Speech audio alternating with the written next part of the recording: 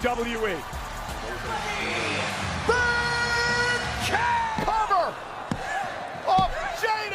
All right, guys, we are going to soon talk about the character issues going on in the women's division. We are talking about these three particular women here. We're going to discuss tuning more to the Pink Square Circle. Let's talk about this one. This needs to be talked about.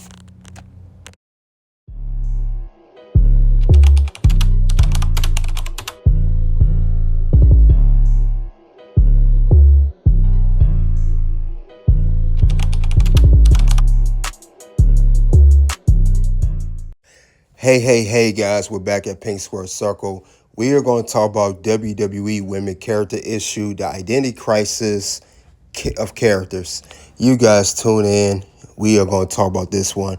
Now, we are talking about three particular women.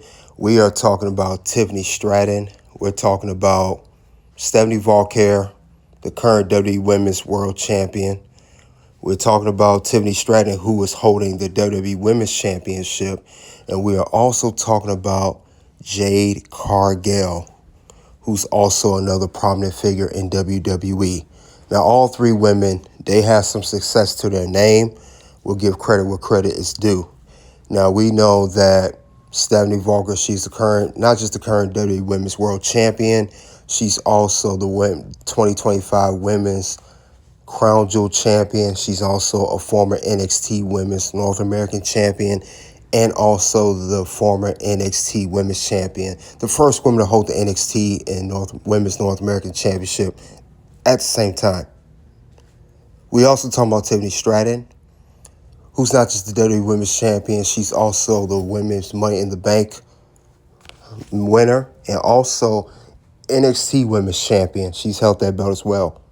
And then Jade Cargill, she is a multiple-time Women's Tag Team Champion and also this year's 2025 Women's Queen of the Ring. Now, all these women, these accolades, I think that's great. It's great that he's doing stuff with these women. The problem is they're all babyface characters.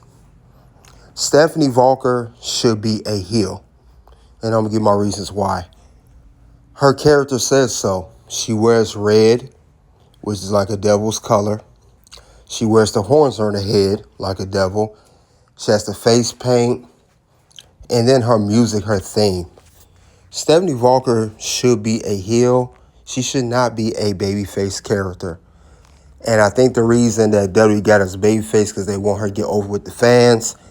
And they're really pushing her, as we can see. But I think Stephanie Vaquer would be much more effective as a character if she was a heel instead of a babyface. I honestly believe that because I think she would get much more aura that way since we're in the age now of they root for the heels. And I think Stephanie, even with her run as the Women's World Champion right now, I think she'll make more sense if she was a heel. I don't see Stephanie's talented in the ring, don't get me wrong. But I think she'd be much better if she was a heel instead of a babyface because there's nothing about her character that says babyface. There's nothing about it. I don't see it. I don't see it. Now, I do know that prior to coming to WWE, Stephanie was a heel most of her career already. She already was a heel back in the independent scene. Back in where she wrestled in, Stardom, CMLL. She already was a heel. So I don't understand why WWE's running with this babyface character. She'd be much better as a heel because she has the look of a heel. It's her natural thing. That's my opinion on that. I think they should run with that. And I think if they do that, she will be a much more better champion. She'll have a much more effective run as Women's World Champion. And I think the fans will really get behind that. And then when she has a heel run, she could become a babyface later on. Now, we'll talk about Tiffany Stratton. Tiffany Stratton, her character, similar to Stephanie Vaquer, same thing. Tiffany, she has the whole spoiled. She initially was a spoiled girl. She's supposed to have a rich dad, but they scrapped that in NXT. They didn't do it, but she has to look too because Tiffany Stratton, if you guys followed her at NXT, she was a heel. When Tiffany Stratton was a NXT Women's Champion, Tiffany was a heel. She was a heel for most of her time at NXT. She really, to be honest, she really didn't become face until she got on the main roster. Even now, when she first came to the main roster, she was a tweener, but she's mostly been a heel most of her career. When she was in NXT, for the time she was there, she was a heel. And I think similar to Stephanie Vaquer, she will have a much more effective run as women's champion. I know most of her runs over, but I think her run would have been a little more effective if she was a heel because she turned on Nia Jax. They could have made Nia a babyface instead of Tiffany being a babyface. But it's, again, WWE wants to get these characters over as a babyface, get the crowd behind them.